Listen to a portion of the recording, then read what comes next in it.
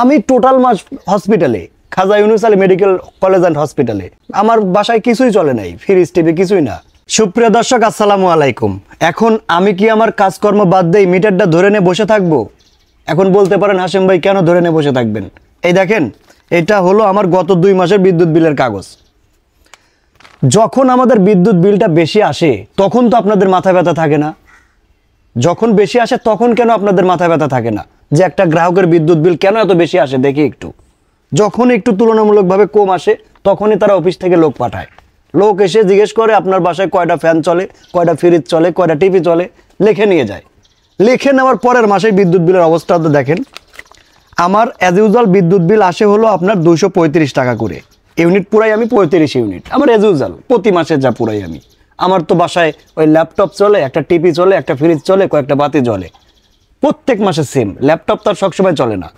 তো এখন প্রতি মাসে সেমভাবে আমরা পোড়াচ্ছি, 35 ইউনিট করে পোড়াচ্ছি। আমাদের বিদ্যুৎ বিল আসতেছে 235 টাকা। যখনই মামু এসে লিখে নিয়ে গেল যে আপনার বাসায় কী কী চলে, তার পরের মাসের বিদ্যুৎ বিলের অবস্থা দেখেন, 689 টাকা, মানে 700 টাকার কাছাকাছি। আমি ইউনিট পুরায় ফেললাম 100 ইউনিট। মগের মূল্য 35 থেকে 100 ইউনিট চলে গেল। এখন যদি আমি মিটারের সঙ্গে মিলাইতে যাই তখন আবার মিল পাই। কিভাবে কি করেন আপনারা? ওই যে এর আগেও যে সিন্ডিকেটগুলো ধরাইছি আপনারা তো জানেন কিভাবে কি করে তারা। তো আমি একটু পয়েন্টে আসতেছি, তার আগে আমি কিছু কথা বলে নেই।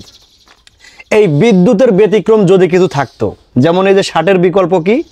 শার্টের বিকল্প হলো টি শার্ট। তাহলে আমরা টি শার্ট পরবো, জীবনে শার্ট পরবো না।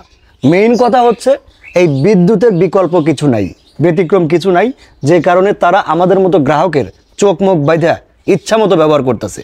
ইচ্ছা মতো তাদের মন চাইতেছে ইউনিট লিখতেছে, তাদের মন চাইতেছে না ইউনিট লিখতেছে না। তাদের মন চাইলো মিটারের কাছে আসলো, মন চাইলো না মিটারের কাছে আসলো না। বাসাত বসে বসে ইউনিট লিখে দেন। পাইছেন কি আপনারা? আমি যেখানে প্রতি মাসে বিদ্যুৎ বিল দিতেছি 235 টাকা করে, হুট করে আপনি লিখে নিয়ে গেলেন, মামা এসে লিখে নিয়ে গেলেন, পরের মাসে আমার 689 টাকা বিদ্যুৎ বিল। হাওয়ার থেকে আসলো। মানে 200 টাকার বিদ্যুৎ বিল আপনারা 700 টাকা নিয়ে যাবেন। যখন আমাদের তুলনামূলকভাবে বিল বেশি আসে তখন আপনারা কোথায় থাকেন?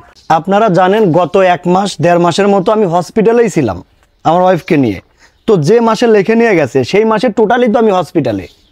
তাহলে হসপিটালে যদি থাকে, বাসায় তো ফ্যান টিভি কিছুই চলে নাই, তাহলে 235 টাকার বিদ্যুৎ বিল কীভাবে 700 টাকায় গিয়ে দাঁড়ায়? এটা বলবেন কোথায়? বিচার দিবেন কার কাছে? আর বিচারই বা করবে কে? এটা দেখারই তো কেউ নাই।